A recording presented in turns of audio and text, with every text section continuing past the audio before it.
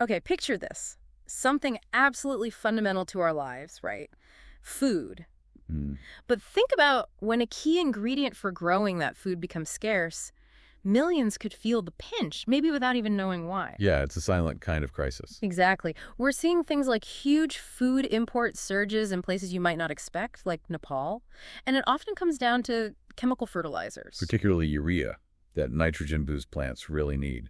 So our mission today in this deep dive is to really explore urea's role, the global supply challenges, the environmental baggage of how it's usually made. And critically, a potential solution, a sustainable one, emerging from maybe an unexpected corner. We'll be focusing on Nepal as a case study, won't we? How it shows both the problem. And the potential fix. Yeah, it really exemplifies the whole situation. And for this deep dive, we're relying on one key source, New Approach of Urea Production in Nepal by Dr. Shyam Pokhrel. A very insightful paper. Okay, let's dig in. First stop, Nepal. Its economy is just so deeply rooted in farming. It really is. You've got, what, 62% of the entire population involved in agriculture? That's the figure. It's their lifeblood, essentially. But here's the thing. Despite that huge number, agriculture's slice of the GDP, the gross domestic product, has actually dropped sharply. How sharply? Well, it went from 40% back in '99 down to just 24% in 2021-22. Wow, that's a big fall. It is.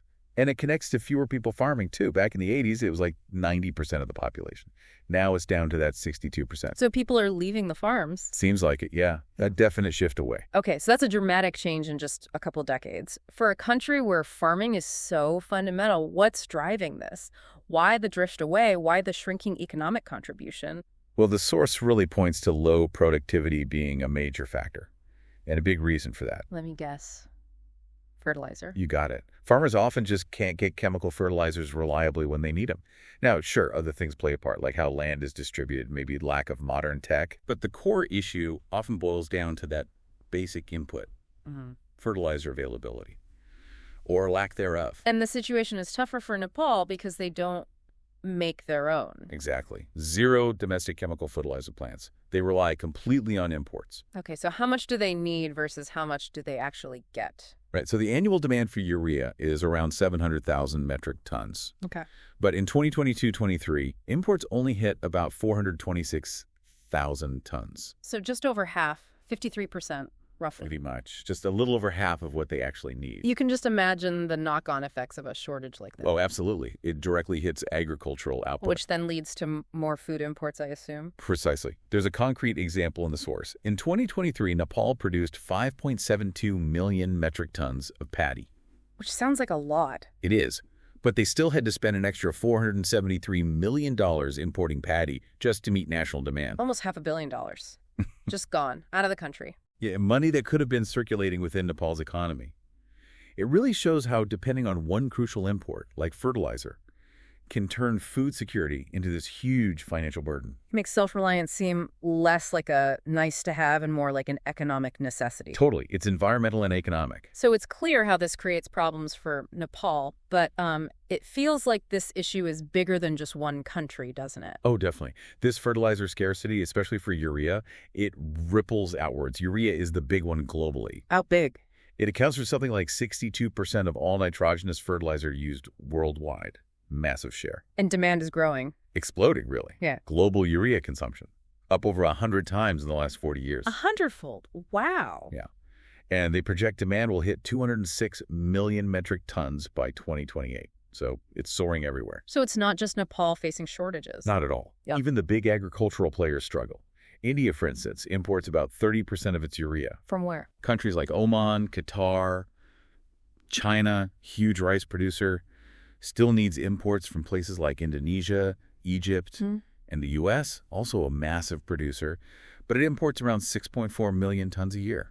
Where from? Saudi Arabia, Russia, among others. So when even these major economies rely on imports for something so basic. Exactly. It just shows how fragile that global supply chain is. Okay, let's maybe back up a second. What exactly is urea, chemically speaking? Right. So basically it's a compound. Carbon, oxygen, hydrogen, and nitrogen atoms all bonded together. And how's it normally made? The traditional way? Usually it's a large-scale industrial process involving chemical reactions between ammonia and carbon dioxide, under specific heat and pressure conditions. Okay, ammonia and carbon dioxide. And you mentioned earlier that the ammonia part is tricky environmentally. Yep, that's the crucial bit. The hydrogen needed to make that ammonia. It primarily comes from non-renewable fossil feedstock, natural gas usually. So tied directly to fossil fuels. Fundamentally tied. It's not just energy intensive. It relies on the very resources we're trying to move away from. Which puts the environmental cost into sharp focus. Absolutely. That traditional production method pumps out a lot of greenhouse gases. How much are we talking? Okay, for every single metric ton of urea made the old way, you get about 3/4 of a ton of CO2. Wow. Plus significant amounts of methane and nitrous oxide, which are even more potent greenhouse gases, just in smaller quantities. And added up globally. It contributes around 2% of all energy-based CO2 emissions worldwide. It's not insignificant. 2%. Just from making fertilizer, that really underlines the need to find another way, doesn't it? Explore cleaner options. It makes it an environmental imperative, really. We need low-carbon energy sources and green hydrogen technologies for making this stuff. Which brings us neatly to this new approach, this greener path, making urea using ammonia derived from green hydrogen. Exactly. And green meaning the hydrogen itself is produced using renewable energy. Like hydropower. Like hydropower or solar or wind, making it incredibly clean. And this isn't just a lab idea anymore. Right, it's happening. It is. Countries like Norway, the Netherlands, Australia, they're already doing it or seriously exploring it. Are there actual plants running? Oh, yeah. There's an 800,000 ton per year green hydrogen fertilizer plant already operating in Bangladesh. Bangladesh, okay. India's got a big one in Tamil Nadu that's supposed to start up this year. Sri Lanka is looking for investment for similar projects. So the goal here isn't just fertilizer, it's genuinely eco-friendly nitrogen fertilizer, breaking that fossil fuel connection. That's the game changer, tackling food security and climate change together. Okay, and this is where Nepal loops back in so strongly. It seems like a prime candidate for this green approach. It really does. Why Nepal specifically? What makes it stand out beyond just needing the fertilizer? One huge reason. Its massive, largely untapped hydroelectric potential. The hydropower. That's the key. It's absolutely key. So official data shows Nepal was generating about 2,700 megawatts of hydro by late 2023. Okay. But the goal, the ambition, is huge. 30,000 megawatts by the end of 2035. 30,000? That's enormous potential. It is. And that potential is what makes it uniquely positioned to produce green hydrogen, really cost-effectively using water electrolysis powered by clean energy. So they have the core ingredient, the clean power. They do. And looking at the numbers, it seems feasible. Let's break it down for Nepal's situation. Okay. The process starts with making green hydrogen, electrolysis of alkaline water powered by that hydro energy. Right. Now, to meet Nepal's full urea demand, that 700,000 tons, you theoretically need about 400,000 tons of ammonia. Got it. Making that much ammonia requires roughly 160,000 tons of green hydrogen. And how much power does that take? Well, generating that much hydrogen through electrolysis needs a steady power supply of about 350 megawatts operating year-round. 350 megawatts. How does that compare to their current capacity? It's definitely achievable. That's like a medium-sized power plant. Given their current generation and their future plans, that level of stable power is well within reach. Okay, so power is sorted. What about the other inputs, nitrogen and carbon dioxide? Nitrogen's easy. You get it from the air using standard air separation techniques like cryogenic distillation. And the CO2, that's a greenhouse gas. We want to reduce it. Right, but here's the clever part. You can capture CO2 emissions from other industries.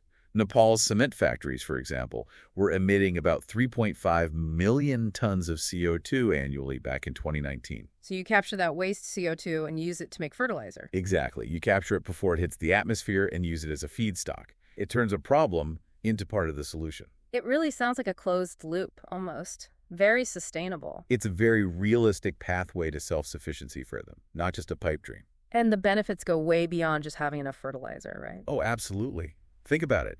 New jobs, boosting environmental protection, driving economic development.